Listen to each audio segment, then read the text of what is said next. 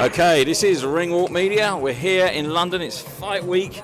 And a big press conference prior to that. Mr. Johnny Fisher, so lovely to see you back in the frame, my friend.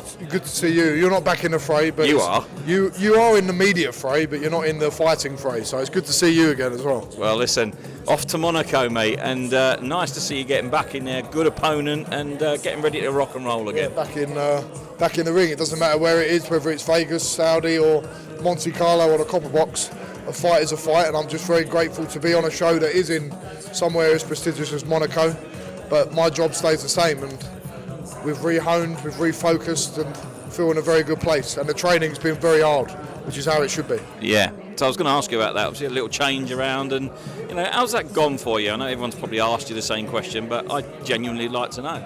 Well, listen, after the fight, it wasn't just a decision of, right, I've got to go and move the trainer. You think about it, you digest things. Spent 5 or 6 weeks thinking about it, and I just thought, me and Mark, we had a great experience, great relationship, but it was time for a fresh start. Many people in their careers, they have whatever walk of life they're in, they have a fresh start every now and then, and it was time for me to have one, and I really believe I've made the right decision, because the training with Tony, the regiment, the structure, the tactics that we're employing, it's all making sense to me, and it's hard. I'm training that gym with Lidard, Sains, Craig Richards, Conor Ben, Daniel Dubois. It's a stable full of a lot of talent, and if I can be involved with talent like that, I know I'm in a good spot. Stable full of winners, my friend, which is stable full of winners. Yes, that's it. We want to keep winning. That's the key.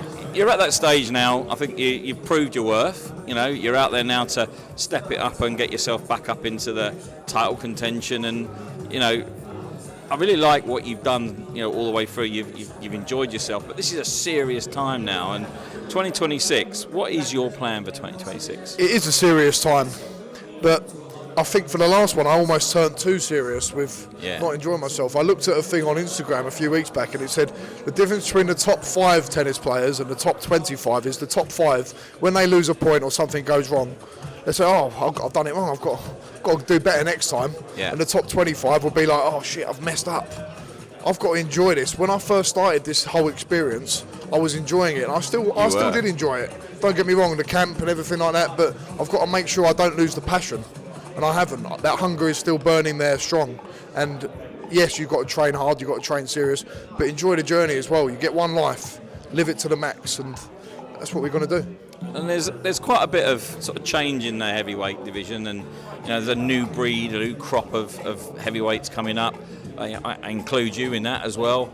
Do you think this is the time now where those sort of 5 or 6 boxers now can start pushing on and becoming the ones in the... Well, you think of the guys, the veterans of the game now, the Dillian Whites, the Chisoras, Joe Joyce, have all been there and done it and proved it at the top level, but they won't be there forever, even at British level and beyond. Yeah. You've got the Atuma now leading the charge, really, and you've got the younger boys coming through.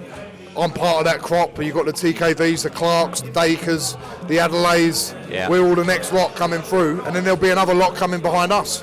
So if I can stay in that mix, win a British title or compete at that level, I know I'm going to be in a good spot, because we will be the new top guys coming through at British level and beyond. So I can be in that mix, and I think I can win in that mix. I'd love to see Johnny Fisher British champion. I'd love that, mate. I want to win the British title. That is something that I can be proud of and be tangible. But listen, I've won the Southern Area. I was so happy when I won the Southern Area, because whenever I think of Southern Area fights, they're always good scraps. And then the WBA Intercontinental, we picked that up, we lost it in the last one, but I can compete at that level. I can win a British title, and I can compete at levels higher than that as well.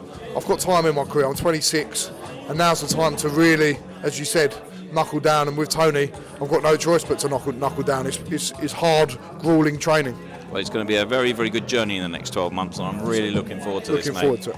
Now, we're also working for the Rick Hatton Foundation, so if you twist your microphone around, obviously, sadly, we lost Rick a little while ago, and, it's been a tough time for a lot of people, but the Hatton Foundation has come out now and, is there to sort of help educate and support sportsmen and women, not just boxers.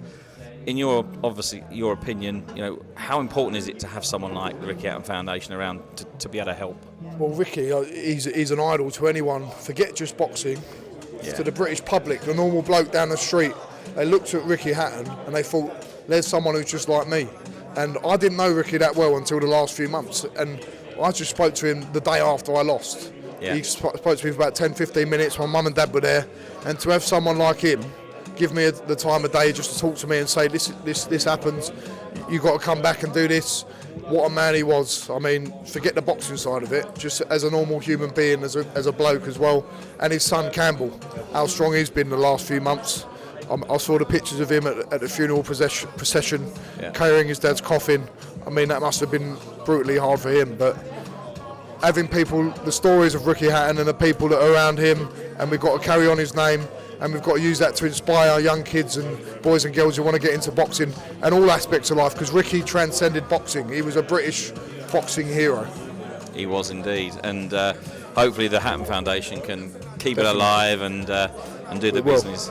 100%. Well, listen, Johnny, looking forward to, there's a few people waiting for you, so we'll cut it off now, but really looking forward to not just Monaco, but the next 12 months, because I really, really believe I'm excited as well. I thank you very much. And listen, we've had a blip, we've had a bump in the road, but what are you going to do when you're having a bump in the road? Are you going to give up? Are you going to stop? No.